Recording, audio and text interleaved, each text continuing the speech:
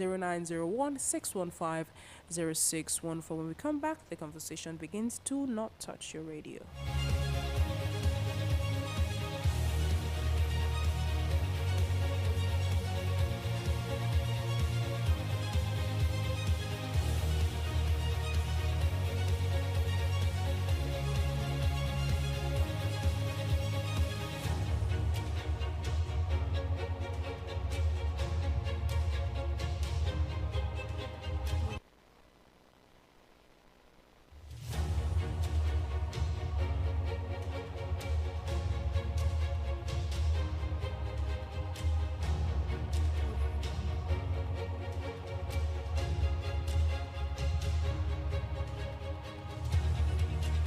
All right, welcome back. This is still Bright Republic on Bright FM 98.7. I'm not in the studio alone. Mrs. Celestine is right here in the studio with me. Mrs. Cele, good morning to you. Thank you for joining us. Yeah, good morning, Victory. Now, we're going to begin this story with this one on Punch. Again, Boko Haram strikes in Borno, kills 40, abducts scores. Let's look into the main story. At least 40 farmers have been killed in Dumba community in Borno State, Nigeria, in an attack believed to have been carried out by Boko Haram and the Islamic State of West African Province. The attack, which occurred on Sunday, also left dozens of farmers missing who may have been abducted by the militants. Borno State Commissioner for Information and Internal Security, Usman Tara, confirmed the attack and stated that an investigation has commenced to determine the circumstances behind the attack. Now, the attack is the latest in a series of violent incidents in the region. Governor Babagana Zulum has condemned the attack and called on the military to track and clear the insurgent elements operating in the area. Now, the Chief of Defense Staff, Christopher Musa, has also stated that the military follows strict protocols before executing any airstrike, and that civilians are not deliberately targeted. However, Musa noted that secondary explosions in areas where insurgents store weapons and explosives could have affected civilians. The Nigerian government is working to disrupt terrorism financing in the country with multiple government agencies collaborating with international organizations such as United Nations and the European Union. The House of Representatives Committee on Army has also assured the Nigerian Army of adequate financial allocation in the 2025 budget proposal to tackle the challenges of insecurity in the country. The committee has pledged to support the military in addressing security issues and promoting capacity building at all levels. Kabiya, good morning. Thank you for joining us. Good morning. Now, we're beginning this morning with insecurity. I think that was where we ended yesterday, Mr. Select, if you remember. Yes. And as of this morning, we're hearing of at least 40 farmers killed and scores of farmers. Now, we don't know the number of farmers who have been abducted in Borno State, and we're hearing that this attack, we talked about branding. Now, this attack is believed to have been carried out by the Boko Haram and the ISWAP, that's Islamic State of West African Province, and this is where we're at with this conversation. Now, from the Borno State Commission of Information and Internal Security, we're hearing that there's an investigation on board, it has commenced to determine the circumstances behind the attack. So, I don't know what we make of this. Kemi, I think we'll begin with you this morning. Mm-hmm. Well, looking at the whole situation that is happening in the Northeast, and it's just heartbreaking because this is something that the government has been saying they will end. I remember there was a particular news we took where they said they were trying to put an end to the whole Boko Haram and terrorist stuff, and by now I'm expecting solutions to how they should end it. But rather, remember the last time I said when they come up with their meetings, it's like they are telling these people to even get more prepared, like to come out more. But rather than ending it, these terrorists or the Boko Haram or whatever they call them, keep increasing.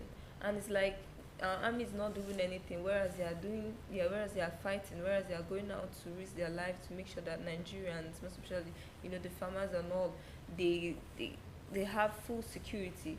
But at the end of the day, you see that all their effort is in vain because of the way they are tackling the cases in Nigeria. And really, we don't even understand why it still feels as if the security personnel, military personnel, it's as if all of their efforts are not yielding results. Now, we're looking at Governor Babagana Zulum, condemning the attack and calling on military to clear insurgents elements operating in the area, Mr. Sele. And this is what we've been hearing over and over again. Anytime that we hear an issue regarding, attack or maybe terrorism here and there, either the governor of the state or the chief of army staff would come out to say, okay, you know what, please clear these people, or just basically giving out orders that at the end of the day, it's as if we're not even seeing if the military are taking action regarding the orders. Because I mean, now this is not the first time an attack is happening in Borno State. This is not the first time that the governor is condemning an attack. This is not also the first time that the governor is calling on military to clear insurgent elements. In fact, there was a time that we took, I think it was the story of the Lakorawa, when we're hearing things like, oh, you people have dead the president or the nation. Oh, this particular terrorist is a walking dead if we catch him, or this or that. And it's as if all of these things are not yielding results, and we're still at where we're at. Now, 40 farmers at least have been killed, which also means that is more than this number, and we don't even know how many more farmers have been abducted, because we don't have a number. Victory, we keep playing politics with things in Nigeria, and I ask myself, till when? We've talked about, I think there is no issue we have deliberated on as much as insecurity, yes, on this platform. We've talked about this over and over again, even outside of this platform. Every Nigerian keep talking about insecurity. We are where we are today because of insecurity. I must tell you, if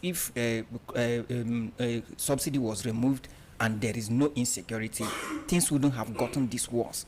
Things are like this because of insecurity, and we keep playing politics with it. We have called on the government to declare a state of emergency in the voice of Abdallah in the north over and over, yet we are here. Is it when they have killed everybody in the north that government knows that this is serious? Now look at the number of farmers abducted. What is the implication to Nigeria? And we talked about the ripple effect. The ripple effect of all this. Now, what is the implication to Nigeria? How did these Boko Haram abductors, how did they get to the farms? See, all this why we've been talking about, even if you're not declaring state of emergency, if the amount of military presence we see in those of them in southeast, if we see it in north, all this thing will be a thing of the past. It will reduce. It will reduce. Are they not going to use the roads to get to the farm? Will they fly? How did they get to the farm, abduct these guys, and go? Don't they use the roads? Those farms, are they not located on the land? Why don't we have military checkpoints at least those places, especially Borno State? Borno State have been in the picture. Zamfara State as well. Why not let's do a selective state of emergency? At least start from there. At least start from there. Start from Borno State. Start from Zamfara. Pick out all these places like Sokoto. When Lakrawa came on board, I expected a state of emergency in Sokoto State.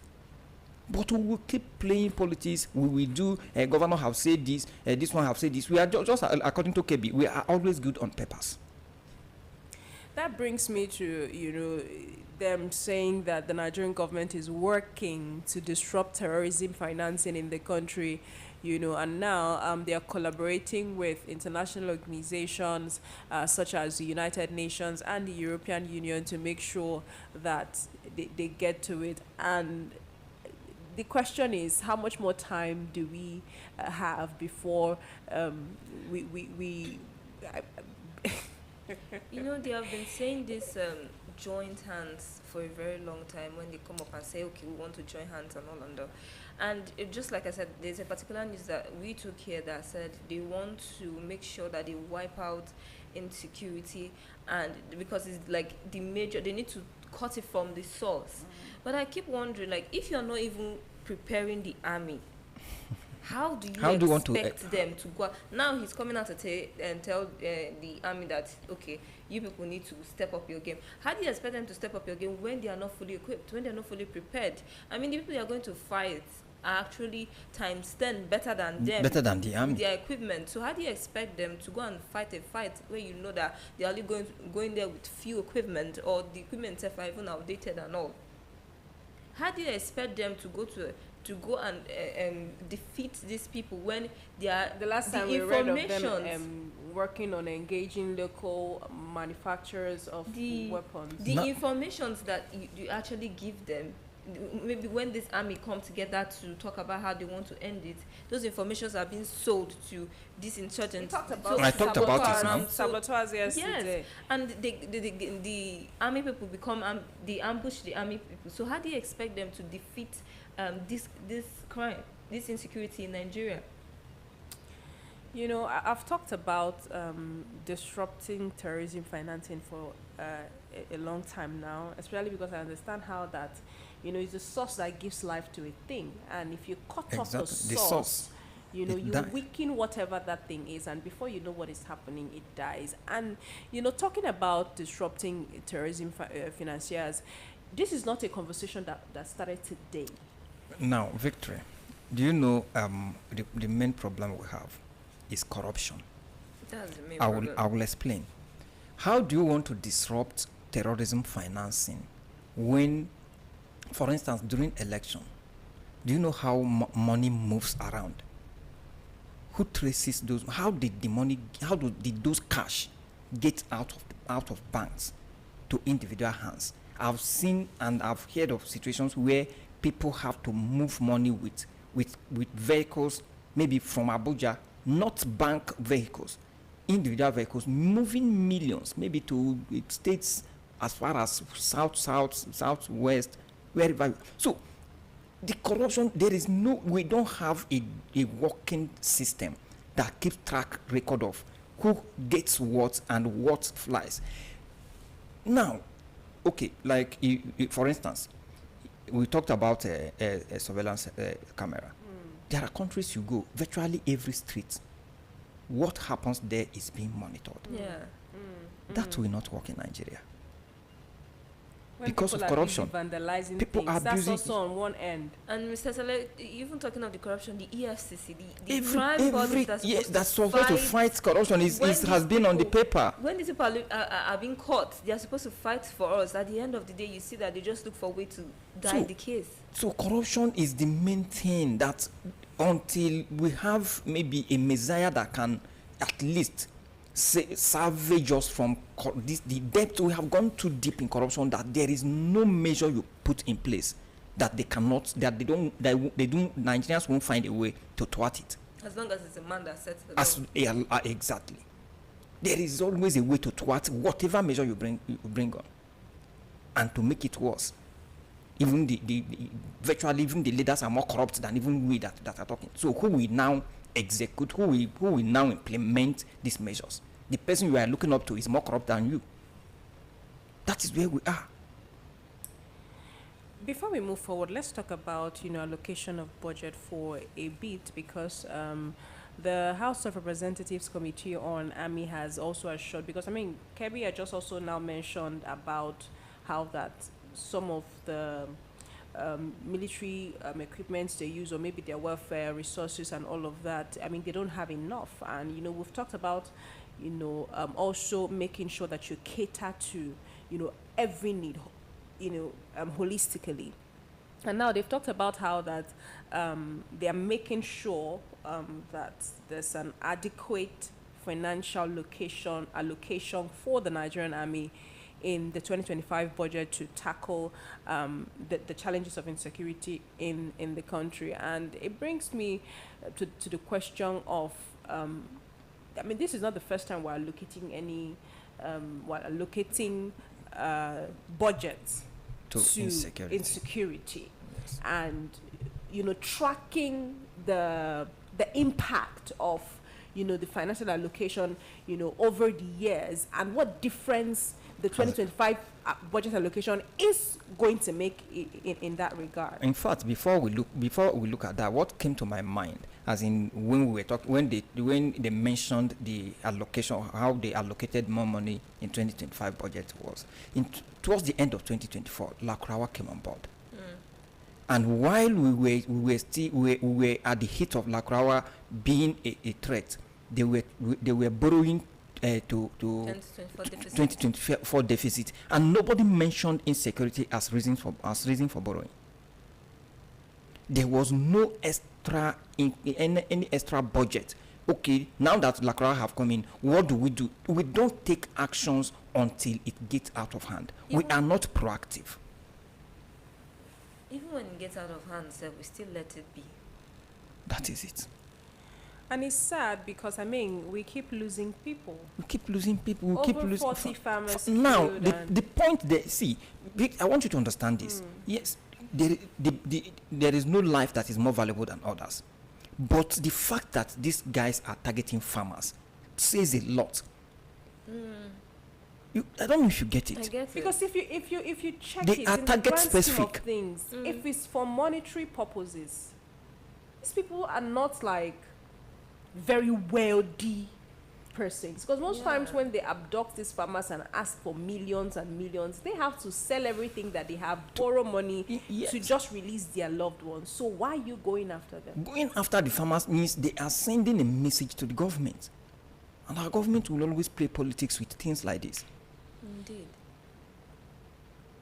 Indeed, it's a political game that is actually going on. It's a political game. They are playing with our I lives. remember what you used to say. Once cases like this pass, is it 24 hours, 48 hours, there is a government Then there is a involvement. There's a hand involved in this, because it has gone. This is not the first. This is not the second. It has been going on since when this case started. It has been going on for quite so many years now, and they are not looking for a permanent solution to end this killing of farmers. I remember that first time when it started with Herdsmen, yes. and there was no proper solution to end the how issue they of should kill the the how they farmers. should stop killing farmers, and now it's escalating, and still no proper solution, even despite borrowing and maybe increasing the budget for them. At the end of the day, you see that all is in vain, because we know how money has been spent here in Nigeria. Now, somebody raised this issue the other week. I think that was last week or 2 weeks ago. Countries that actually cater for their citizenry, they don't joke with agriculture. Ukraine was fighting a very terrible war with Russia, yet Ukraine was giving Nigeria palliative. Yeah. Is that not a joke? They were still sufficient in their food production that they can give out to nations. But Nigeria, Boko Haram, herdsmen started their own. Boko Haram came, bandit came, Lacroix is here now, and there is no stringent measure to safeguard farmers. And you say this government is ready to succeed? It's not only this government. Anyway, when I say government, I'm talking of Nigerian government from the inception when they started. From the time this issue of insurgency started, no government have stood up to them and taken them seriously. Of course, because when they were busy abducting Chibok girls and all this, they kept negotiating negotiations and all of that, and it's really sad, especially because of how many lives we've lost in the process. Now, we have to move forward, because I think that we have a lot of insecurity issues on ground this morning, so that we'll just touch them at the same time before we start taking calls. This story on Punch here happened right here in Nasarawa. Now, gospel singer arrested with severe call member's head in Nasarawa. Now, a gospel singer Temile Ajayi has been arrested by the Nasarawa State Police Command for allegedly killing his 24-year-old girlfriend Salome Enejo, a National Youth Service Corps member serving in Abuja. Now, according to Raman Nansel, the command spokesperson, Ajayi was apprehended by churchgoers on Sunday in Orozo, a community bordering the Federal Capital Territory, Abuja, and Nasarawa State, after he was found carrying a poly bag containing Enejo's head. Now, the suspect's arrest was facilitated by a church member who noticed him acting suspiciously near a river. Caleb Umaru, the church's Bible study teacher and general secretary, revealed that the member alerted others when Ajayi threw a bag into the river, which was later retrieved and found to contain Enejo's severed head. Now, Ajayi attempted to flee the scene but was chased down and apprehended in a farm area before being handed over to the police. Further investigations led to the discovery of the rest of Enejo's mutilated body inside Ajayi's apartment. Now, Nansel stated that the suspect is currently receiving medical treatment at a hospital for injuries sustained during his rescue from a vengeful crowd. A thorough investigation has commenced, and Enejo's parents have been contacted and have identified their daughter's remains. I don't know where to begin with this conversation because it's really a very sad conversation. You know, a core member who is serving here in Abuja, who is 24 years old, killed by the boyfriend. I mean, Mr. Sele, I don't know what to make out of this, because is this a case of ritual killing? Is this a case of domestic violence? Is this... It's really sad. I'm just really dumbfounded. Well, yes. You know, with this. Let me start with the as in the case. Is it a ritual killing? Is it a case of domestic violence? I think there is more to it than domestic violence. Mm-hmm. If it were domestic violence, it should be the whole body he will be trying to dispose, not just the head. That's number one. Number two is what I keep telling people. Whenever, as in wherever you are, always make sure that somebody knows where your whereabouts. This lady came for youth service. Now, boyfriend, girlfriend, he was in the guy's house. If the guy was sure that somebody was watching, because I'm sure what he intended to do was dispose of her and nobody knows her whereabouts. If he knows that somebody is watching, if he knows that the family, because I'm sure Enejo's family may not even know this guy. That's one thing. If the guy knows that this girl's family knows her whereabouts, he won't do that. You know, I learned this from one of my mentors I like so much. He said the moment his girl turns 18, if you don't bring your boyfriend, I will watch you closely.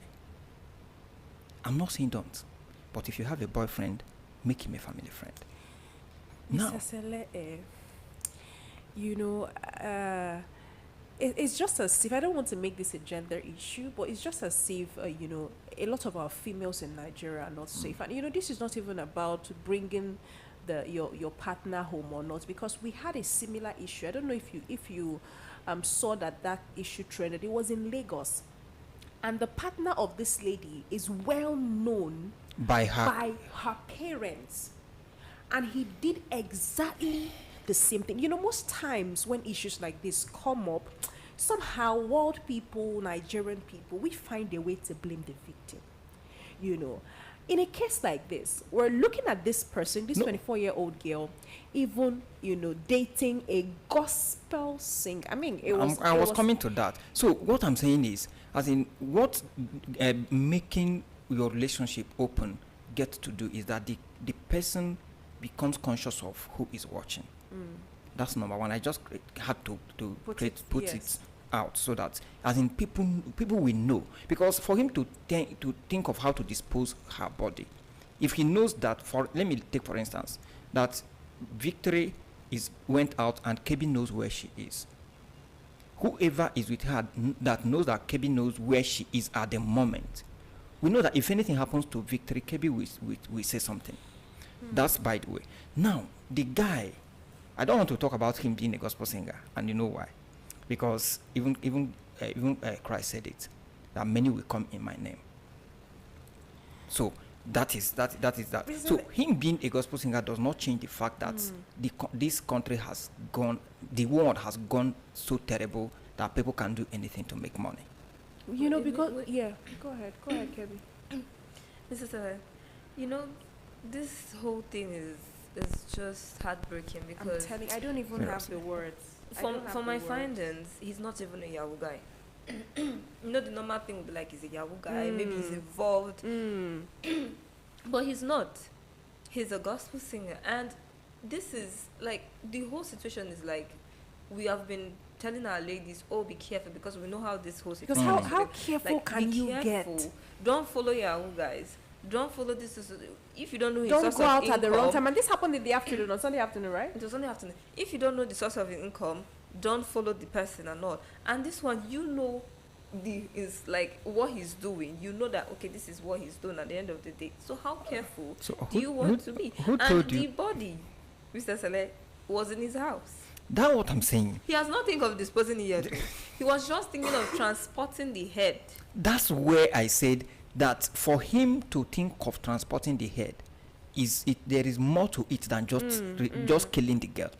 If it is the body he was disposing when he got caught, yes, maybe there was a misunderstanding. He killed her.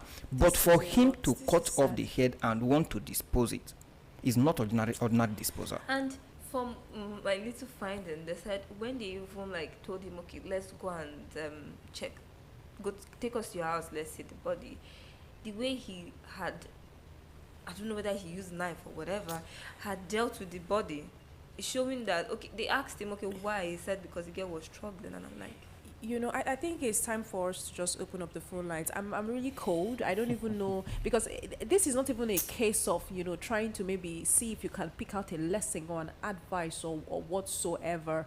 You know, I think that there's room for always letting people know, you know, where you're going and but does it solve it mitigates to a point this kind of, you know, issue? Because at this point I don't even know how careful we can get. 0808 704 1217. That's our call. And I think we'll just start taking calls now.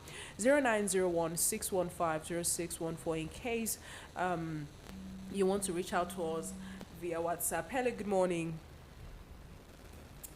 All right, do well to call back 0808 704 1217 in case you want to be part of the conversation. Hello, good morning. Hello, good morning. Good morning. Your name and where you're calling from.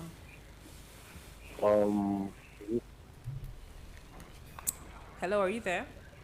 Hello. Can you hear me? Yeah, I can hear you. Mr. Vincent, is that you? Yes. All right. All right, go ahead. Please go ahead. Good morning. So the matter of this girl was killed. Yeah, like I don't like going to this time because I don't know.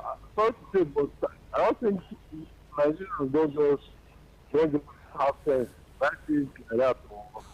Because when you go on hospital, you see people like as you say, people now blaming the girl.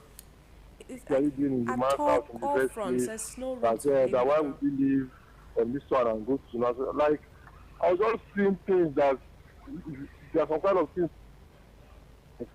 Does this person does this person even think before typing something or before saying?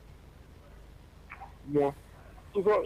So someone now saying that the girl that even as Mr. Fela was even saying that if she told someone or the parents knew about this, all those things no matter. All those things, whether the parents know, whether friends know about it, not see for that are saying the person is the gospel artist or this one. all these things does not matter because anyhow we the person what take do am. A bad like a bad person is a bad person. You know what I'm trying to say. Like so someone now this person is okay. There are people now that are into Yahoo now that are not into that ritual stuff. And people say they are not into Yahoo, they are not into the ritual killings and stuff. So that thing you know they show for face. You know they show for face, my brother, so you don't even know who to hide from. The were saying that the women should be more careful. I don't think that as a woman, I don't think that there's like this person is so careful that this is so like you cannot be walking on the road. Yeah. Be walking in daylight itself. Just carry it inside. So you can't say that one or you have to be careful like not follow this one or this or all these things. I don't think yeah. That is just an idea about this. Yeah. Thank you so much, I Mr. know. Vincent. You know, because even with what Mr. Vincent is saying, you know, a bad person is actually, a bad person. You can't take it There's away there's from no them. scenario that you bring to table, because every time when we talk about safety, being careful, there are people who have gone to they've gone for job interviews and Yeah. stuff like this happened to them. The last story that we heard about an issue like this, you know, it was somebody also killing his sister. The other time he was a church member. So there's no, I don't even know what is going on with young people and ritual killing and, you know, going as far as, you know, it's just really sad. We just have to move from the story. There's the story is now or the incident or the case is now with the relevant authorities. I don't know the lady's parents at this time. You know, they've been contacted. They've identified their daughter's remains. Nobody can feel what the parents of this child, Yeah. you know, who they've suffered to train in school, and at the 24 time of service, when you're finishing now, you have to now get job and, you know, start taking care of home and all of that. I mean, is nobody knows how the parents are feeling at the time. Is really very sad, and we're just really sending our condolences. And this is also an opportunity to tell young people to resist from evil. I don't know how else to say this, Kebiya. Hello, good morning. Hello, good morning. Are you there? All right, do well to call back 0808-704-1217. I don't know how else to say it. The amount of atrocities that young people are committing in this age and time, you can't. It's sad, Kebiya. Just It's sad. that gets rich quick syndrome. Yes. Like, you just want to make it. You don't want to go through the process. You don't You want want it to, quick and fast. Yeah, you know, and plus, I don't want to condemn social media, but you know, all these things we're seeing on social media, when you see your fellow mates getting all the riches and all, you too, you want to get it by all means and all of that, without thinking of, okay, what does that person, the effort the person put through to get there, you know, rather than seeing the social, because some people, they just, when they go on social media, what they just see is that part of, okay, the riches and all, rather than taking Don't know your the time process. to follow, okay, how did this person get Sorry, there? Kemi, let's take this one. Hello, good morning. I don't know, the calls just keep dropping. 0808-704-1217. Keep trying. Hopefully, it goes through. Hello, good morning. Can you hear me? Hello, are you there? Hello. Okay, good morning. Can you hear me? Good morning. How are you? Fine, thank you, Miss Tanze. Yes, how are you doing? Very well, thank you. Please go ahead. And the family? Very well, Yes, thank yes. you. Let me start on the Boko Haram in the Yes, please. I think we have to take a holistic view on it now. Since 2010, Boko Haram have been a problem in Been the a long time coming. 15 years later, nothing has been done. So what I would suggest, personal opinion, what I would suggest to the government is that let them ask whoever is in going to let them leave. where the army are not trained to be doing selective bombardment. They are not trained for that. They are trained to clear a place at that level and that end waiting. What I would suggest is that in Borno State, all people they should vacate. People could move and move for that place. Let army level the whole of Boko Haram there. That will end the waiting. That's what the whole place. Boko Haram will not be able to resistance. Operation waiting, and that will end the whole thing. All the selective bombardment from 2029 were still there. I forgot to Mr. Sen, I don't think there was a governor that suggested carpet bombing. That is what he's saying. Don't know that Boko Haram is in the Borno State. That's my question on that. On the issue of that copper that was killed, see, let me tell you, the Bible says these are signs of end time coming. Imagine it, you can't blame the dead, so you get that the copper, that's a singer, gospel singer. You don't go blame the dead. No one is there making in the church. You don't know. It's possible. How can you trust now you trust on the man that is not just a true government gospel singer? That is a ritualist or is a killer. How can you don't need to blame the dead? Whatever something is just God. Hello, Mr. Nze, are you there? Okay, I think that we lost Mr. Nze on that one. But again, I think he mentioned something about wiping the entire... No. There is what they used to do. We used to watch it, let me say, on foreign movies, when they would say evacuate the building or evacuate the whole city. Yes, if that is the last result, why not create a kind of an IDP that is large enough to accommodate people living in that particular, because it's not the whole state. There is a particular place where there's a particular area where this is happening. Create a large IDP, evacuate those people but the problem again, how do you evacuate them without the Boko Haram knowing? Yeah, that's what I was just thinking of right now. I said, how do you evacuate them without Boko Haram knowing? They will also follow. They will also, yes. They will also follow.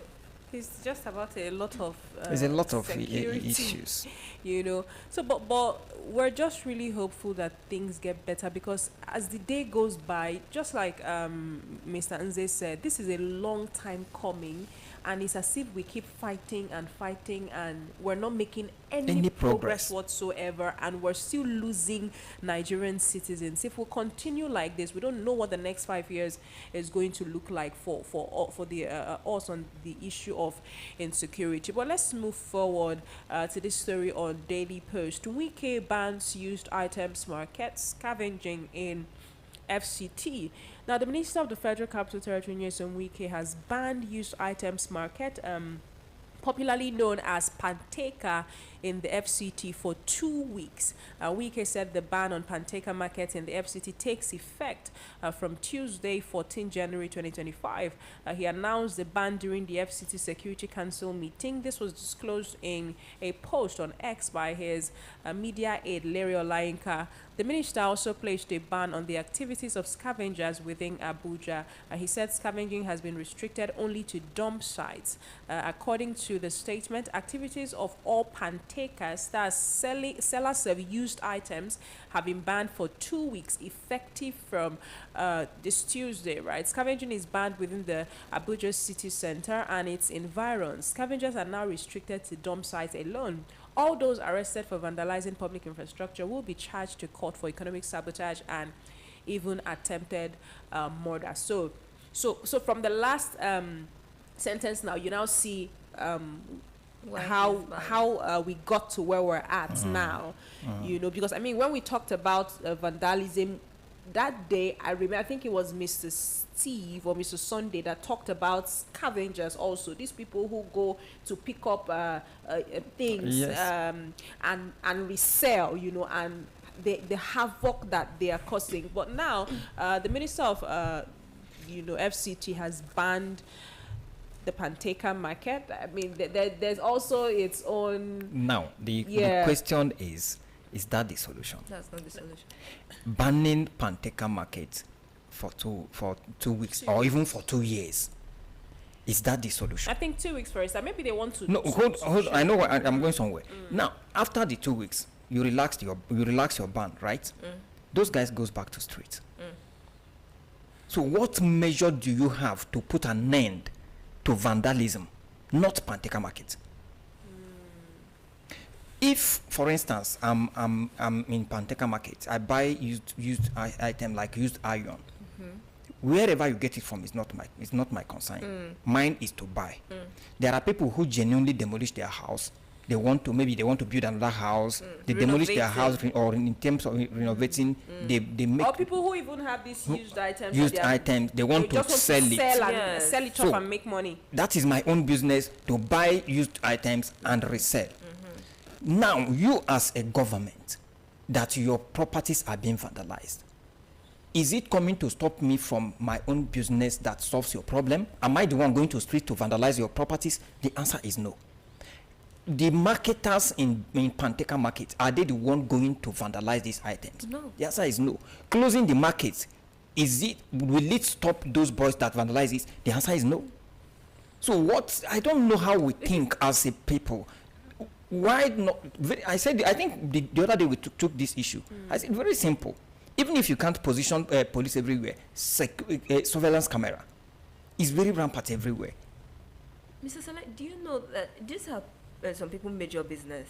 I have a friend that his father is majorly into Panteka business. You don't need to know how, as in billionaires. Billions they get from that, because people renovate their houses quite often, and they want to make do with. They want to, instead of dumping those properties, they bring it to the Pamtekas and they sell. And these people sell it at a cheaper rate to people too that don't have the money to buy a new one. In fact, you see a lot of things. Is it from foam, toilet sitters? Is it WC? Everything. Everything you see. If you're even getting a new house now, most people don't buy new items even because of how expensive things are. They just go for the fairly used. Even iron rod. Because the normal iron rods now, I think, is even from 10,000 upward. So going there, it's a little bit cheaper.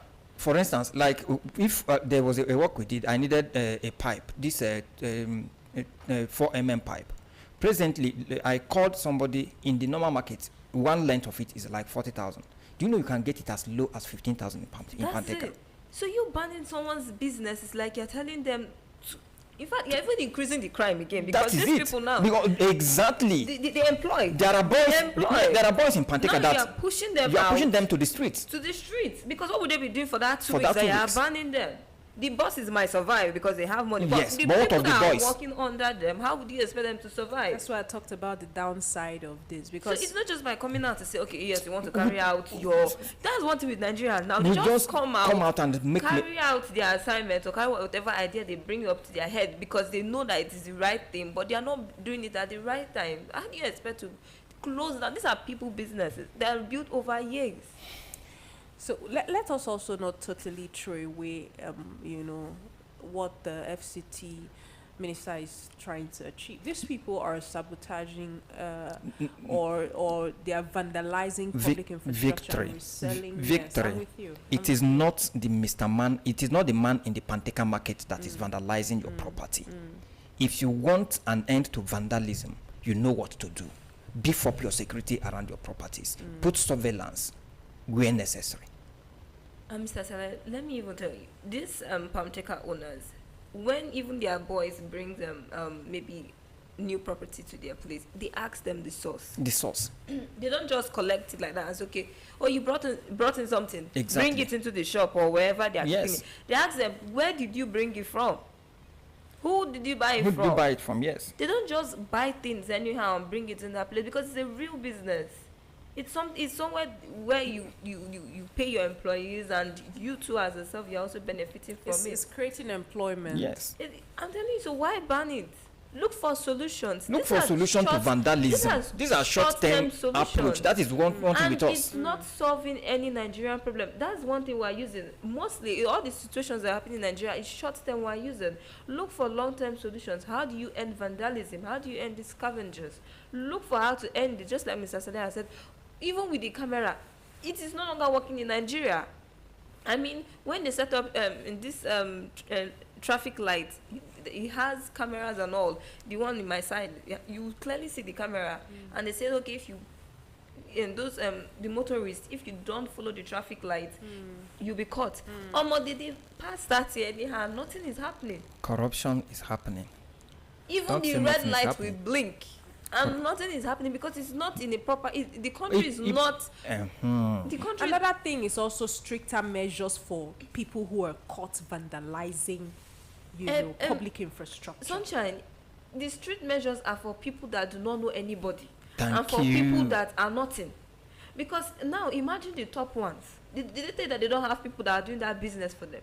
Okay, let's move to the part where the people that are vandalizing are being caught, and at the end of the day they are being released. So I don't get.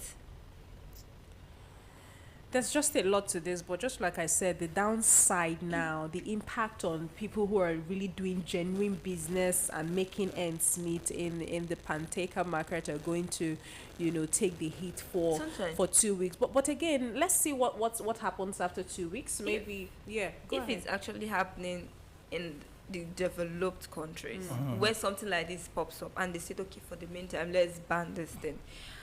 With the surveillance camera alone, it will never reach to them banning Pantekas. They won't. Because it's active. Man brought in all these laws on the surveillance camera, but they follow it duly because they want their country to be safe. They want it to be secure. But I don't understand, in a country where even the top is not even helping the security, where they are the ones sponsoring, where if you catch these people that are vandalizing, you don't even put measures on how these people will stay long in cells. You look for how to release them. Sorry, let's take this one. Hello, good morning. Can you hear me? Okay, I think I can hear you. Can you hear me? I can hear you, madam. All right, please go ahead. Okay, I think we lost that one. Please do well to call back 0808 704 1217 0808 704 1217. Hello, good morning. Hi. Good morning, can you hear me? Yes, I can hear you. All right. Miss Anze. No, it's Ruben. Okay, Oh, Mr. Mr. Ruben, Ruben. please go ahead. Good morning. I relocated from Lagos to here in Kubwa. It's like the frequency is getting it's having tendency to transfer. Oh, so Oh. sorry. Okay. So good morning once again. Good Good morning. morning. I wanted to comment on that the incident that happened at the early morning. Yes. Fine. So Hello? you can you hear me? Yes, go ahead. Yes, you people mention about political gain.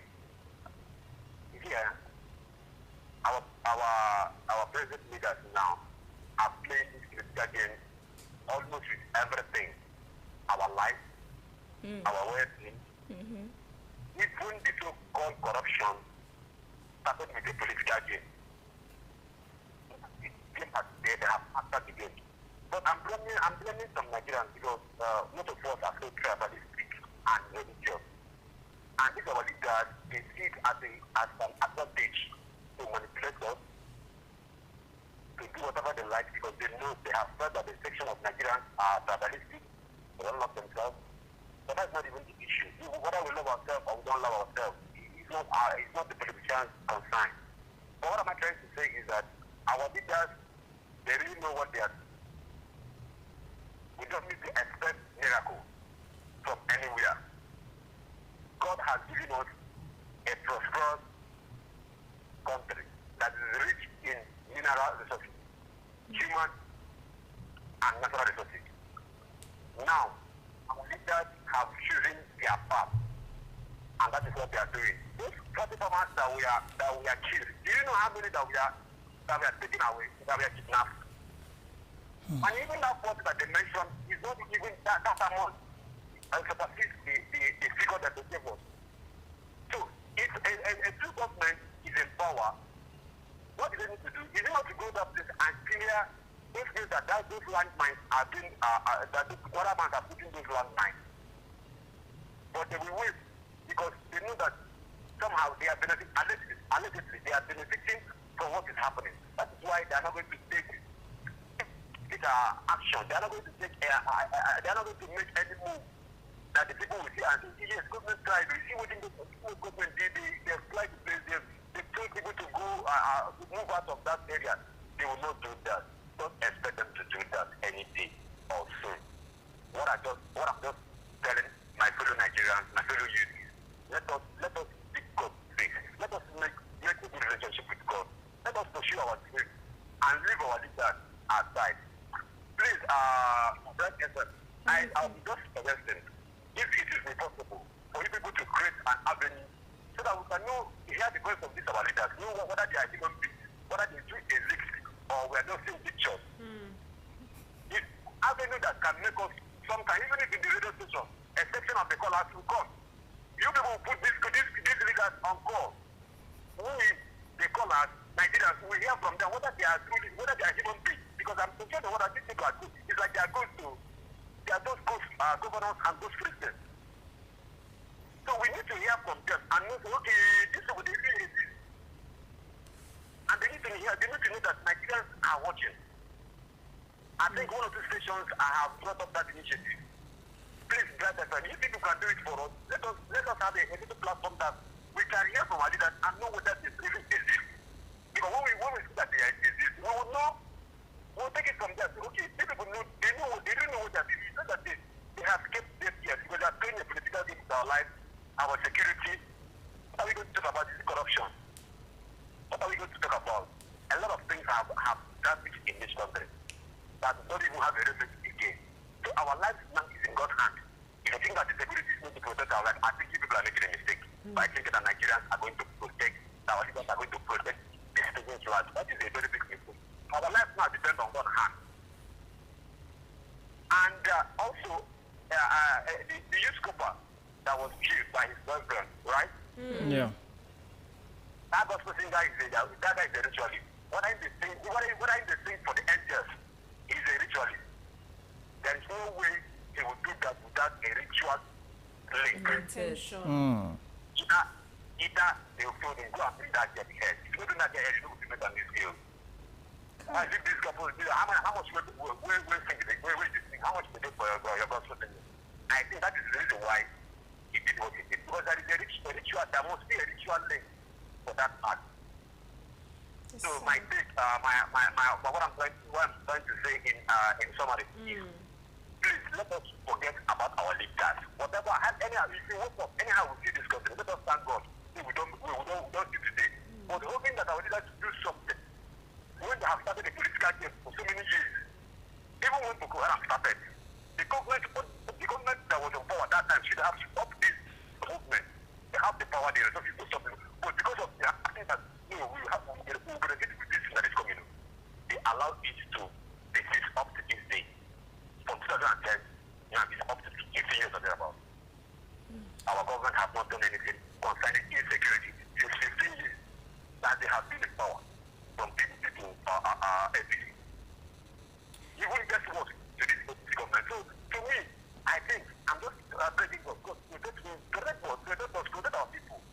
If you're talking about leaders doing something, I think we are making a great mistake.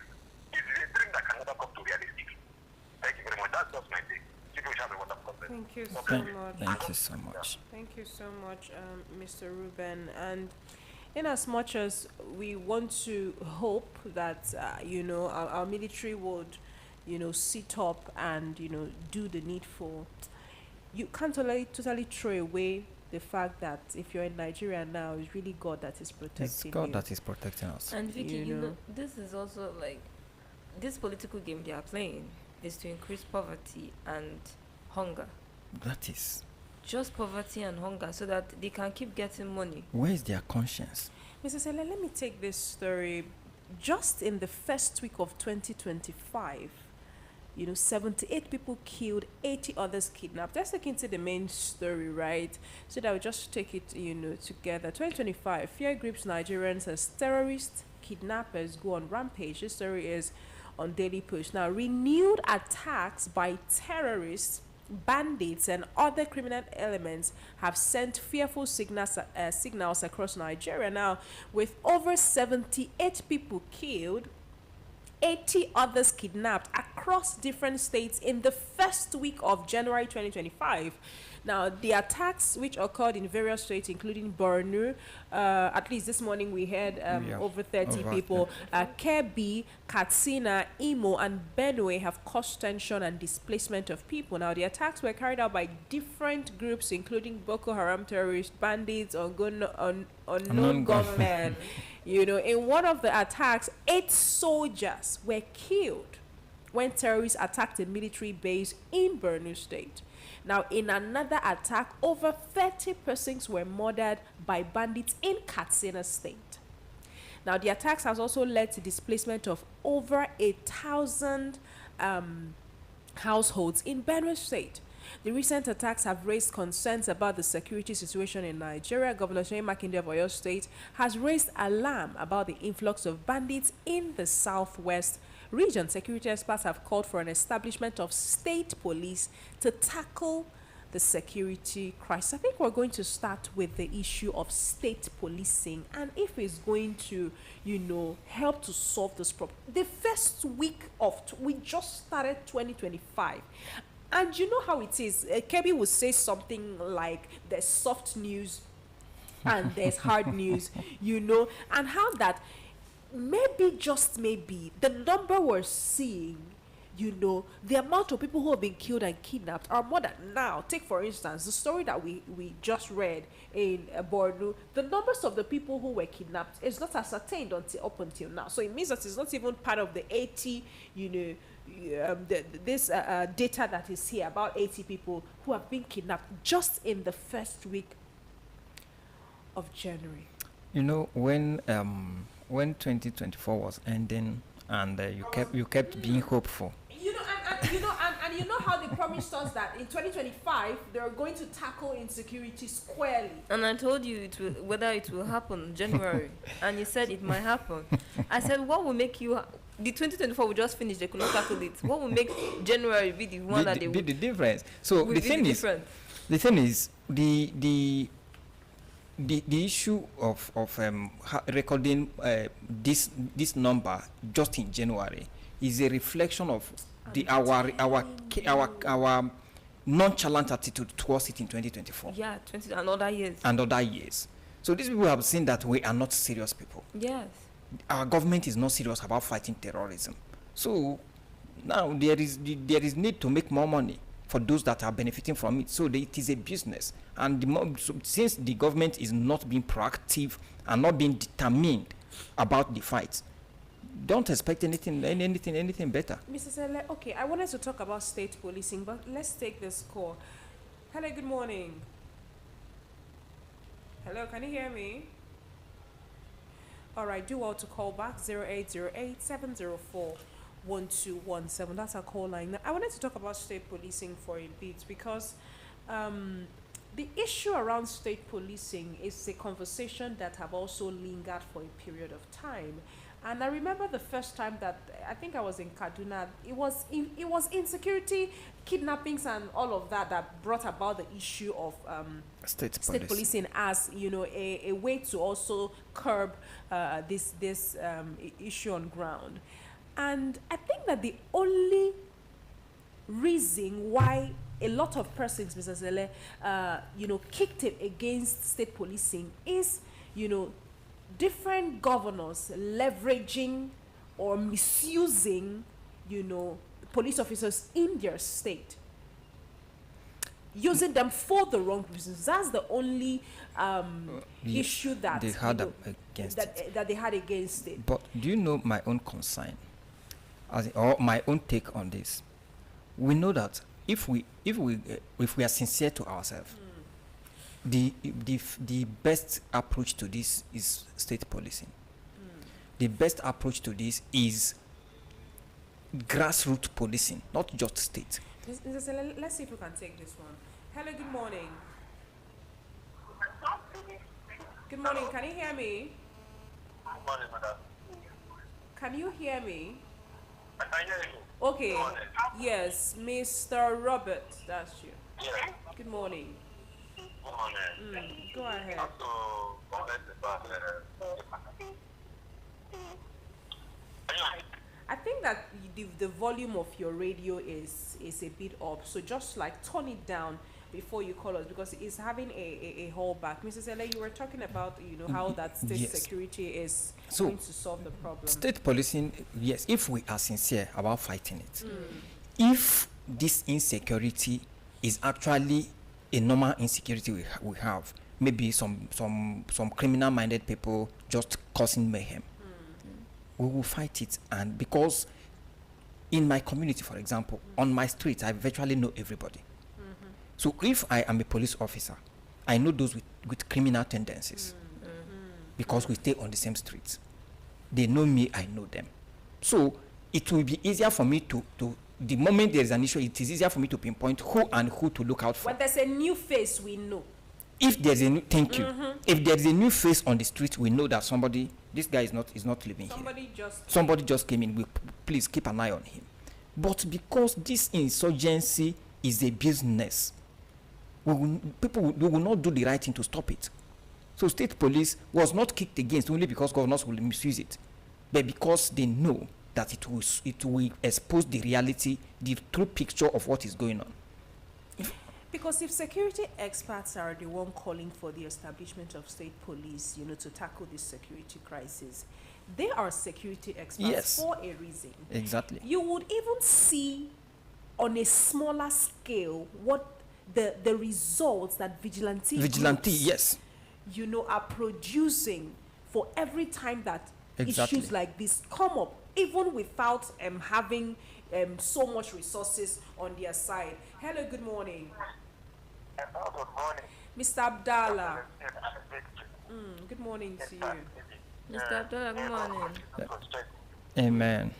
In fact, it seems as if today's focus is on this issue. I'm telling you. Insecurity in the nation. Telling you.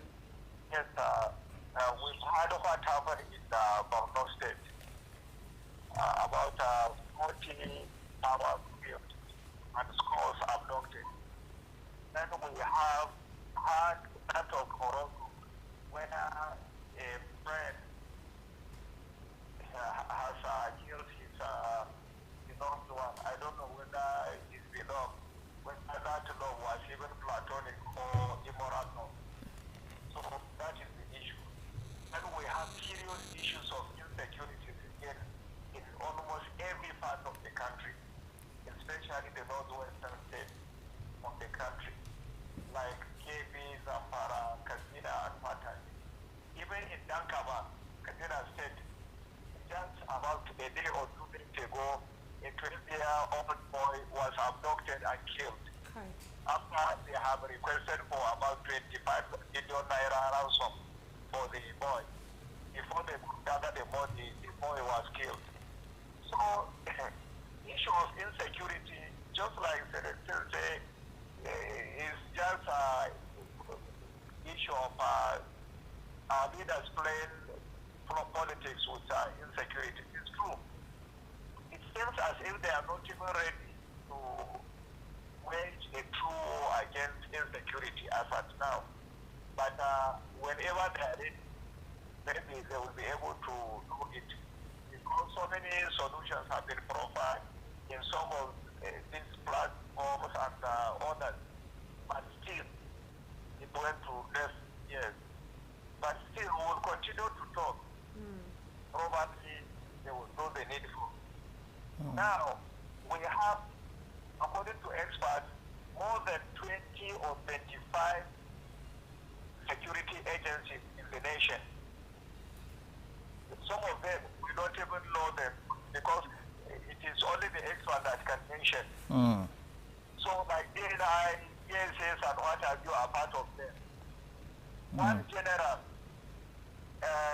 they called him, I forgot the name, but he's a general. He mentioned that disband these NIA and DSS because of the fact that they cannot be able to pinpoint or and then expose those sponsors of terrorism in Nigeria. And it is true. DSS and NIN are experts in the field of undercover and what have you. But what are they doing if they cannot be able to discover or be able to unravel these sponsors of insecurity in Nigeria? Not even to mention them all. They didn't even mention the name. Now, what can we do if we continue to talk and then no answer is given? Because lives are being lost. I don't know whether there is a grand plan to depopulate the population of Nigeria, maybe to follow World Bank maybe request. I don't know. Because they say that we are so populous and that is why we are not developing and this and that. They don't know that China is even the largest commercial country in the entire world. Even America is afraid of China. Yes. That is why Donald Trump is saying that they want to overtax China's products so that whenever they are shifting products to United States, it will be at a high cost so that the Americans will not be able to buy. You see? So these are some of the things. The problem we are facing is corruption. That is Exactly. and we don't know where we will solve this problem because it seems as if charity does not begin at home. It begins abroad now. Because supposing charity begins at home, in fact, our leaders wouldn't have been siphoning money and dumping them in foreign lands and then leaving Nigerian populace in abject poverty. No employment, hunger, starvation, whatever, just mention them, insecurity. Look at it. So we'll continue to talk. And God willing, the listening ears will hear it, and then later maybe they will tell those who have the power at their hand so that they can be able to do the needful. And do you know, the security budget that has been said that it has been increased in this year's budget, that every security board that is released is not audited. Nobody audits them now. So that is why you will see top security agents buying land here and there, farmlands, building hotels and estate and what have you. So if they turn it to be a lucrative business, that is why they will not want to fight the insecurity headlong. So that Nigerian people will have peace and tranquility in their land, and then subsequently progress would emerge. God bless Nigeria and God bless Nigerian people. Have a wonderful conversation. Thank you so much, Mr. Abdallah, on that one. I appreciate you. And you know, every time that we talk about insecurity, Mr. Abdallah has just about a lot of things to say. And you know, just to round off that conversation, if we've tried so many other things, I think it's time to try state policing, state security.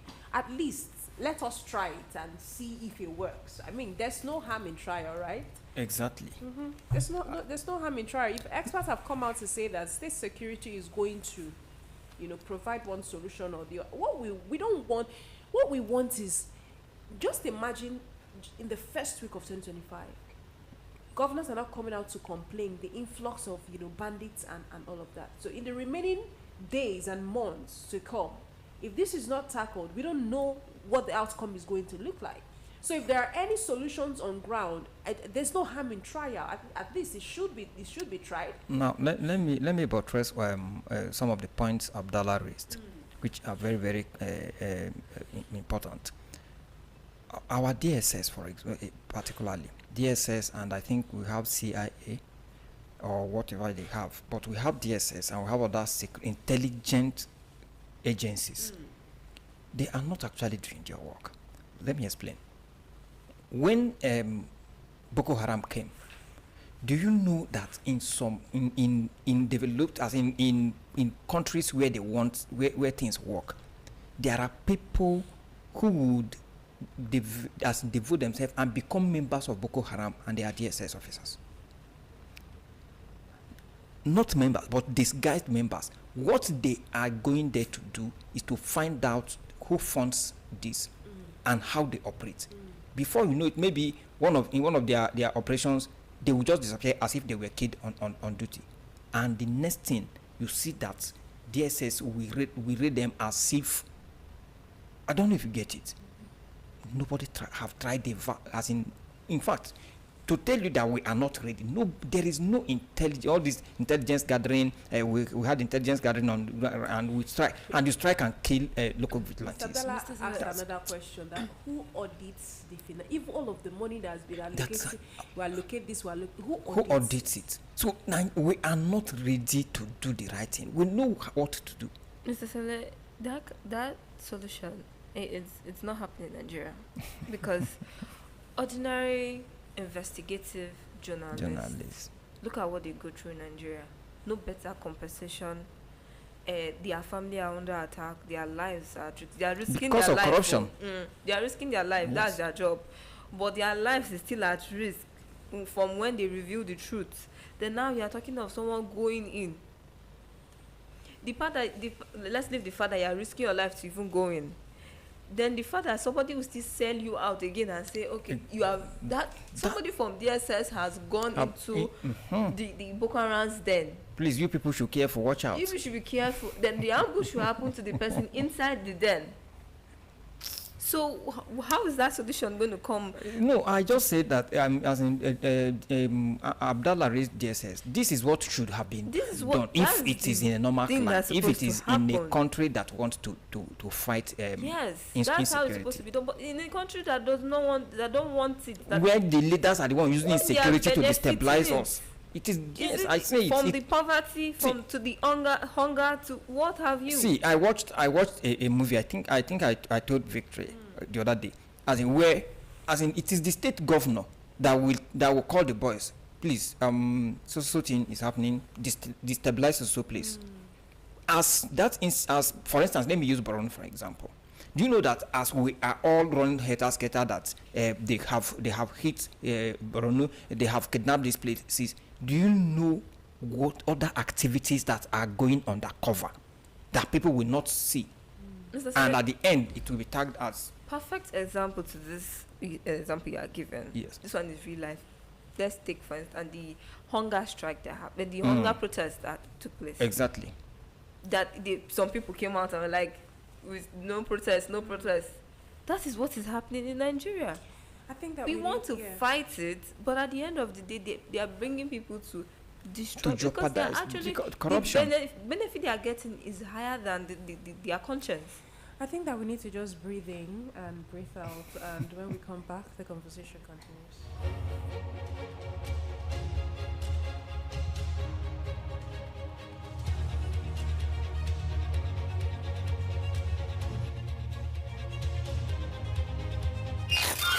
Siri, play me some tunes. Sorry, something went wrong. Music, please. Exclusive hot new mix.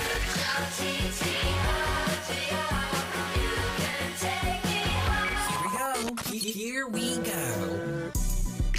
They not like us. They not like us. They not like us. It's 7 p.m. Friday. It's 95 degrees.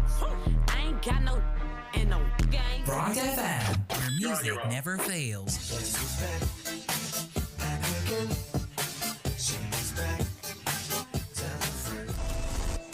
I am here since 3 days ago. Like corruption can happen at anywhere. Hey, corrupt with petrol. I prevent it with not a lot of corruption with petrol. I see them for hotel, I see them for market. And if you see them, you go know. They say you get where them then they embalm themselves, but me I never go to that kind of place before. Let's discuss the headlines and politics. Going by the Senate Standing Orders of 2011 as amended, which is the genuine and authentic because it has never. I need protection. Will you shut up? Get get involved. Air your opinions. In this republic, we don't turn off your mic. Join us on Bright Republic, weekdays, 8 a.m. Get ready.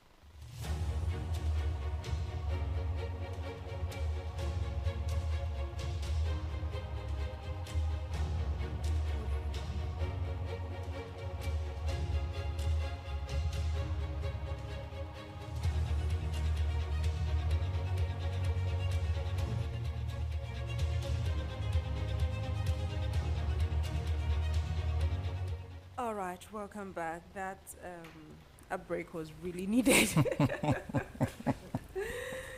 In case you want to be part of the conversation, the number to call is 0808-704-1217. Now let's move forward with this conversation right here on Leadership newspaper. Despite fuel price drop, transporters say fares slash is not in view. Nigerian road transporters have stated that a reduction in transportation fares is unlikely despite the recent decrease in fuel prices. Now, according to them, the fuel price drop is insignificant and many filling stations have not adjusted their prices. The transporters also cited increased costs in maintaining their vehicles as spare parts prices have risen by over 100% in the last year. Commuters have expressed frustration over the lack of reduction in transportation fares, with some routes in Lagos and Ogun State experiencing fare increase. Transporters attributed the increase to various expenses, including ticket fees, daily bookings, and levies paid to the National Union of Road Transport Workers and other groups. They emphasized the marginal reductions in fuel price, such as 30 naira or 50 naira, that it does not provide significant relief. The app-based Transporters Association stated that they have not increased fares with every slight fuel price increase and are now adopting a more endurance-based approach. They noted that a significant reduction in fuel prices, such as below 800 naira per litre, would be necessary to trigger a decrease in transportation cost. Now, Mr. Sele, if you check, this very well, and you analyze the complaints coming from transporters, you know that they are not at fault. They are not. Let me tell you. Because on one side there's a 30 naira, 50 naira deduction, and then on another side there's a 100% increase in spare parts prices and maintaining vehicles. And we also talked about how that even with the fuel price drop, that many filling stations have not adjusted that. I've forgotten which caller even called to say that when he went to get fuel or something, that he noticed that they've not adjusted anything. Now, like yesterday I saw the ones I saw, they are selling 1,000 naira per liter. Now, a commuter who was buying, I think 1,001 or 1,2 before, I think 1,001 before, and now is buying 1,000. What is the difference? As in, what difference does it make? Maybe when he buys 30 liters, how much have he saved? Are you getting it? So you find out that the 50 naira, 100 naira they are dropping does not amount to the driver dropping, let's say, 200 naira per passenger. Now, you get it? Yes. So now, now these people they are expecting the fuel price to drop significantly so that they can breathe. But even as the fuel price is not dropping, the price of spare parts are going high because of instability in foreign exchange, because of the instability of the economy. So you don't blame them. One driver was saying it. I've forgotten where I was going recently, and the driver somebody was pricing him, I think 800. He said it must be 1,000, and we wanted to intervene. The driver was like, "You people don't even consider us." When I was buying fuel, less than 200 naira, a tire was less than 7,000. Now I'm buying fuel above 1,000. Tire is around 25,000. How do I survive?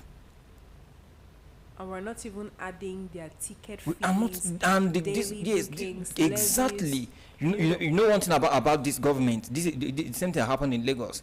Agboro boys will just come, as in, if you don't, you just walk around and see how many people are issuing tickets. Let's take this one. Hello, good morning.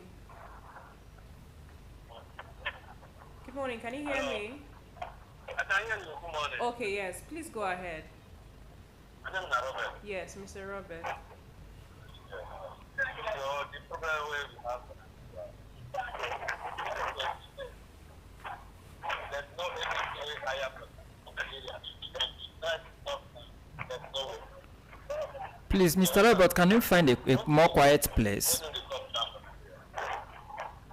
All right, Mr. Robert, I think that you might have to move away from the noise in, wherever that you're at, so that we can hear you clearly, because there's so much noise around that place that you are, and it's very difficult for us to even pick out what you're saying. All right, so thank you so much. Do well to call back. The number is still 0808-704-1217. Now, we're talking about this issue regarding the fuel price, and if you really look at it, I mean, transporters are also going through their own season.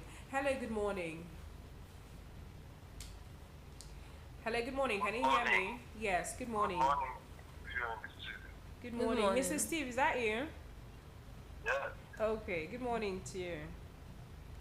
I'm always tempted not to call. And then we'll trigger you. Because please go ahead. This thing is, that's just too much. See, let me tell you something. The security we are carrying out now, everybody is aware of, but they don't want to solve. Why am I saying so?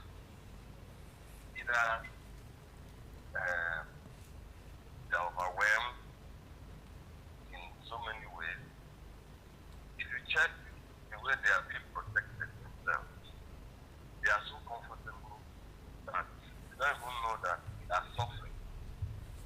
You understand? Because they feel that where they are there, every other person is like that. It's not true. Now, in every state, we have a GOC, we have DSS, we have all the security apparatus are there in every state. What are they doing? If all these people are in the state mobilizing, how would bandits be driving in such a manner? The commissioner of police will tell you, take orders from above with order. So are you telling me that if somebody walks into a commissioner of police office, the man will not carry his pistol and kill that person? Exactly. What are we talking about? So the whole thing is like everybody who is there is confused. For me, the president and commander-in-chief, any state that is not safe, the people there, the man there should be sacked. Commissioner of police should go. GOC should go. Exactly. Because there's no discipline now. People are just relaxed. They enjoy these news coming out every day. This happened, that happened. Air Force go, fire. Mistakenly killed civilians. And we are here enjoying this kind of silly news. You know? So there must be discipline. Look, let them try what I'm talking now. You see that this country is stabilized. I'm telling you. And then send people, commissioner of police from that area who knows the terrain. Exactly. Send a GOC from that area Who knows the terrain? Yes. because these people are being killed. You understand? If you don't do it, you get sacked. When they sack you, others will sit up. Yes. This is getting too much. How many years now? Every day renewed security problem in one way or the other. We have so many names now. Boko Haram, So many bandits, brands. gunmen, Unknown gunmen. known gunmen. You know? And we try calling all these things, and nothing is being done for my brothers and sisters. Nothing is being done. You understand? So, if that is not done, just forget it. They know how to solve this problem. I'm a national security advisor. What is he advising? That's the What is problem. he advising? Because people are not being punished for your, how many times have you had that a GOC has been removed because of insecurity in a state?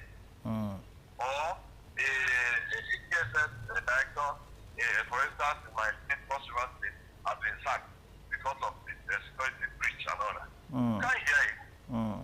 They get away with it. They earn so much money, and our resources have been squandered in the name of security for nothing, and we're not getting anything. And every day we come to radio, and the newspapers, and we get a lot of stories. And the thing is trickling down. Children are not killing their parents. I know how it. Sad. Very sad. I'm telling you, in my state, a boy killed the mother, killed the father, just around Christmas time. Specifically, the local government of Cross River State. I'm telling you for you. Go and check your news. You see it there. So things are getting worse. Things are getting worse. And we keep talking about development. How can an investor come from overseas to go and invest in this type of That is it. It's not proper. They just tell us lies. They'll say the foreign investment has risen to us. Nobody is coming here. Instead, they are going. They are leaving the country closed. How many companies have left? That's why In 2024, how many things left? are expensive.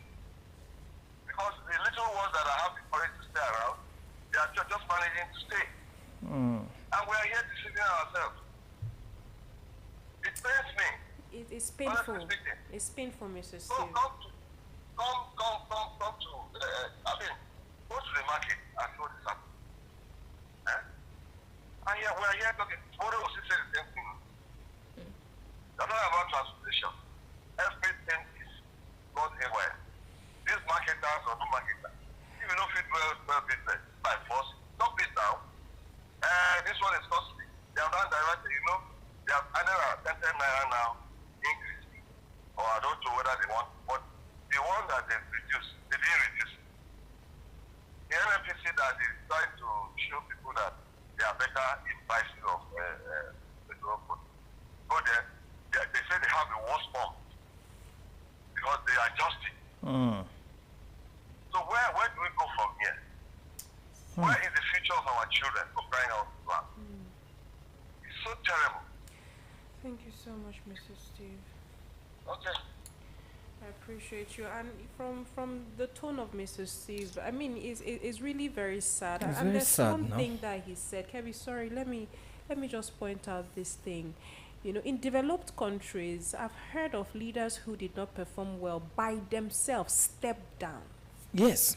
For other people to try the job. Yes. And it makes that, from what Mr. Steve is saying, if people are held accountable, and the other day when we were talking about how people get killed in this airstrike, I mean civilians and all of that, and I've forgotten who asked the question, who is answerable to all this. of this? Yes. And somebody called us to say that we're not in a war. What are we doing with airstrikes? With airstrike. I think it was Mr. Steve. Do you understand the point I'm trying to make? Just about a lot of things, and we're asking, who is at the helm of affairs? Who is answerable to, who is responsible? If it's not working, this? can you come down so that somebody else can try? Now, he mentioned National Security Advisor, and I'm like, I remember when that early middle 2024, where we're talking of National Security Officer and some traveling with the president to Israel to go and it was toward the end of last year. It's not Israel. In the heat of the Lakurawa, he traveled with the president. Yes. To go and provide two-way solution. Yes. And I'm like, as he said that, and I just remember that if all of this, all these people can travel, the most important people that we need in Nigeria can travel to go and give a country that that is well equipped, that have everything to fight war,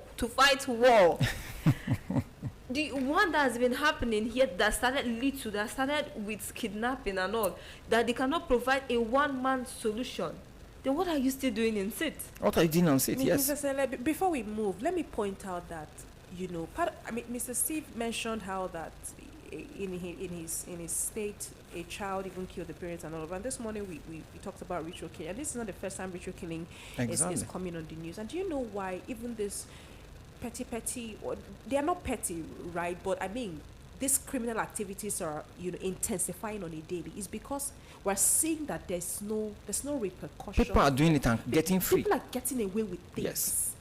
So because they feel like people are getting away with things, other people are finding it as a safe zone to operate. Exactly. We had that discussion this morning where we're like, how do you cut off somebody's head? They might even release him at any time. And you're transferring in the afternoon. Your mind is not telling you that this is like, maybe police will stop you. No, in the afternoon. That's when this guy was transporting. He knows that this is Nigeria, where even if police saw him, all it takes is to tip police, and police will allow him to pass. So let me even describe this thing to you, because it actually happened in Nasarawa, and I'm staying around that side. The police station that is there, when you pass there, it's not looking that active. We know men are inside, but from the way you just see them seated, just discussing, going about their own daily activities and all. So he might have that mindset that is it not normal police I see every day? Yes. Like, these are police that you can even come, we greet them. Like, when they are passing, how far, and all those kind of things, you greet them. So it's like a normal thing. So when he's even passing, I'm sure that he might have passed, because the police is at the entrance. Is it not in this country that in the Abuja Kaduna expressway that kidnappers operated for hours? It's very terrible. Broad daylight, afternoon. You just feel like nothing can be done. The security people, we don't fear them. You just go about your criminal activity. It's because of this thing. Somebody needs to be sacked. Exactly.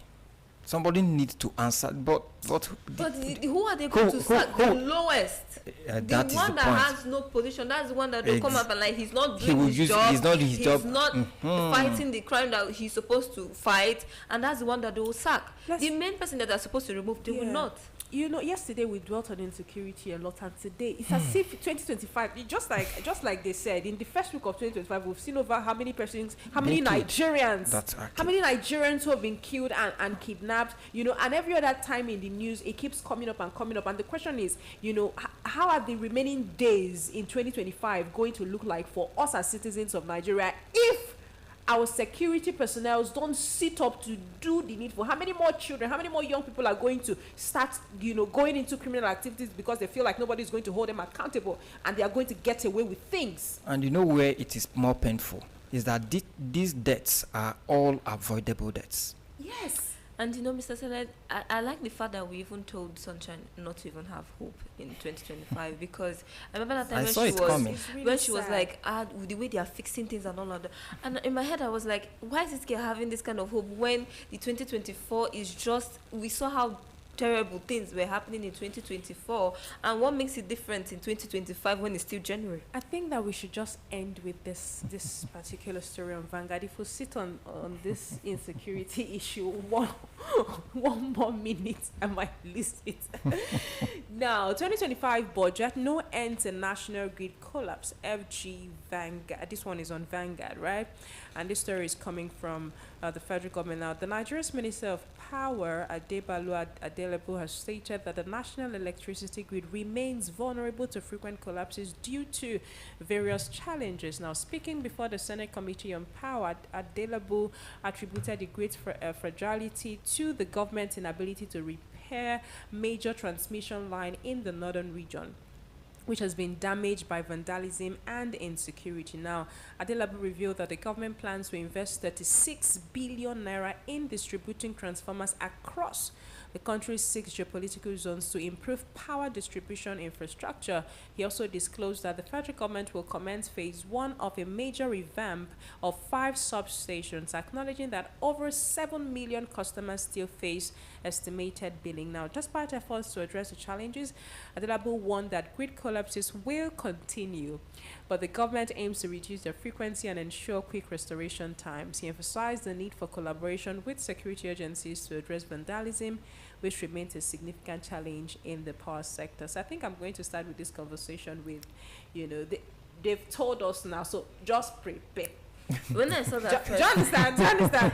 So the Minister of Power has told, because when the first collapse happened, Kirby on her status was screaming, "Oh, the national grid has fallen," again. So now we should prepare for it. The Minister of Power has told us that the grid collapse will continue.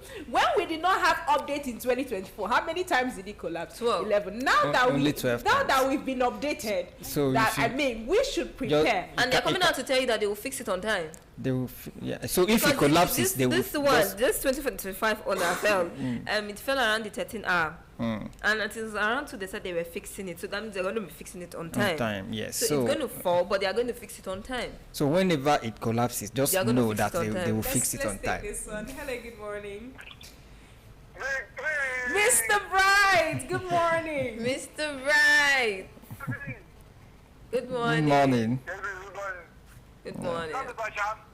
It's Mr. Sele. Mr. Sele. Yeah. Good morning. Good morning, my brother. Go ahead, Mr. Bright. I'm with you. In Nigeria, sometimes tell you 1 plus 1 is 2, and 1 plus 1 is also 11 in the same Nigeria. We don't know the one to take and the one not to take. This is somebody that got somebody's share. Okay. Though it is right, wrong, it's condemnable, and it's a taboo to kill somebody. You see, is it not in this Nigeria that somebody who is just doing a business that is running into hundreds of thousands will become a local government chairman, a governor, a president? Boom! He becomes a billionaire. We are not fighting somebody who invested money to build hospitals. People are dying daily in hospitals. Instead, when they're being charged, you will see some group of people, they will be going there to hail him, hail the person. We don't blame somebody that if you go to his account or his subordinates or his someone, you see millions of naira there, but he can't pay workers as their salaries as that went to. No, that one. You don't blame people. If those ones not taboo, are they not people who they will bring money, they will budget money to build roads, they won't build roads, and people will be having accidents every day, and people will be dying. We are not blaming people. Okay, what's it? Oh. Hello, Mr. Bright, are you there? Mr. Bright, I think that we lost Mr. Bright right there. Please do well to call back so that you can finish up with your point. 0808 704 1217. Let's take this one. Hello, good morning. Yes, Mrs. Steve. Yes. That man has come again. You know, the collapse of the national grid is not as a result of any vandalism. I can say that with all authority. Those things have been done since the 60s. They should renew it. They are tired of standing there. The strings are weak. What is he talking about? I don't know why that man is still in the office. Huh? What is he talking? And the way he talks, he frightens everybody. What is his problem? The man is not fit to be a minister. And a minister he's not a professional. Why is he an accountant? On which area, what grounds is he saying all these things? And they're still living there. I don't understand. You're trying to, is that stabilizing everybody's mind? And what the companies that bought the power, what are they spending? What are they doing? Since they came on board, they have not repaired it. I mean, they have not renewed everything that was made on ground. You're not talking about that. For meters, the federal government has invested so much on meters. They will start distributing meters for about maybe 1 month. They start selling them, and nobody's questioning all these discourse. What is he talking about? They want to sell billions again, and they are all involved in all these meter companies. I can tell you authoritatively.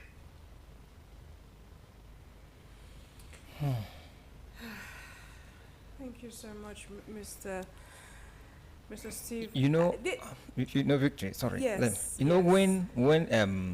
When you talked about, when you read the story, I kept quiet because I didn't want to raise it. But thank God, Mr. Steve raised the issue. We all know power line. You at least we see them. How does kidnapping, vandalism affect the power lines?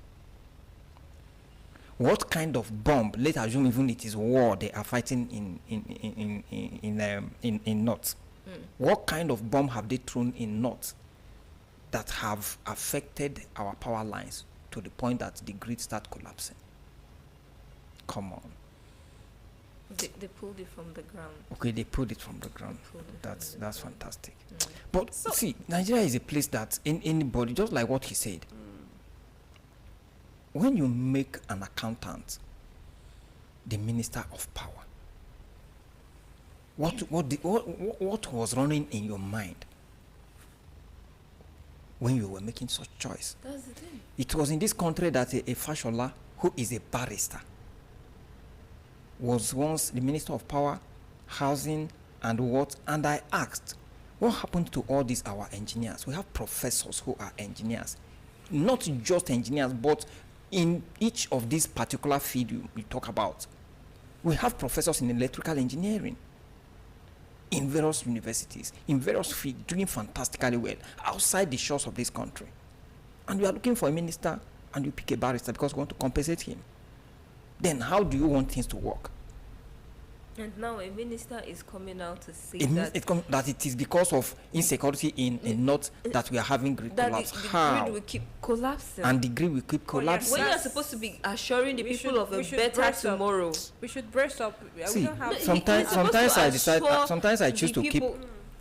Sorry, KB. Sometimes I choose to keep quiet because talking about a lot of things in this country is a waste of time.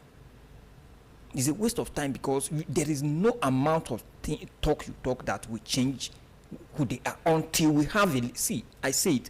I think it was on this platform I said it. Make me a president today. Before I finish my speech, at least 90% of people must have resigned their post. I think that we have to end this morning's conversation. Kevin mean us today with all of the stories for the morning. But I mean, they've revealed that there are plans on ground to invest 36 billion naira in distributing. To invest or to squander 36 billion. I'm reading the one that is on the story. To invest or to squander or to share that. Let them use the right word, that they have planned to share another 36 billion. We have seen money being pushed into power over and over again in the budget. They share it, and we are still where we are. We have a lot of people who have worked with TCN. We know how old their infrastructures are. Nothing happens. They keep budgeting and budgeting and budgeting. Nothing get replaced. I think I'm just going to end this by saying that if the Minister of Power has told us to brace up, that the grid collapse will continue. I mean, everybody should brace up. Kavia, your last words for the morning. As a minister, you're supposed to be assuring the people of a better tomorrow and not making them feel like the whole country. I mean, with the situation that's happening in Nigeria, it's already making us feel like the country is falling. But the minister is supposed to be there to tell us that, okay, this is the way forward, not bringing down our spirits. But this is where we're at. So Nigerians, we need to change. There is a lot that we need to work on to make sure that we rise again. And the only thing that can happen is only prayers. At this point, it's just to keep praying because Nigerians. Mr. Sele, You know, I asked myself, do these our leaders, don't they watch or listen to conversations among other leaders in their parliament across the world? Mr. At Sele, least they do. Okay. They do listen to other people, and that's the reason why you see they come up with these ideas that okay they want to do to make it better, but at the end of the day they don't follow it. They don't even want to dig deep and see how other countries actually do it to make sure that they get to that place. My dear, just like I keep saying, Nigeria is our country. Just do our part and pray. Just like Kelly said, I think we need to add prayer to doing our part. At this point, with the level of killings, with level of killing and with level of nonchalant attitude of our leaders and the kind of leaders we have, I think only prayer can save us. I think that we're going to have to end on this note. So sorry, a lot of persons started calling us at the end of the conversation, and we couldn't take that. Hopefully, tomorrow we'll start taking calls as early as we can. Thank you so much for being part of the conversation, and thank you, Mr. Celestine and Kebia, for your thoughts this beautiful morning. Mr. Vincent was our first caller for the morning. Thank you, Mr. Vincent. Mr. Nze, thank you so much for contributing. Mr. Ruben, thank you so much. Mr. Robert, there was a holdback from your own end and we didn't get to hear from you today, so sorry about that. Hopefully tomorrow. Mr. Abdallah, thank you so much for your contribution. Mr. Steve, we appreciate you. Mr. Bright, I don't know, the network caught you halfway. Hopefully we hear from you again tomorrow. And that brings us to the end of Bright Republic for this morning. Please do not go anywhere because OB of Sports will be taking over next to give you all the latest on the world of sports. From me to you, please stay safe out there.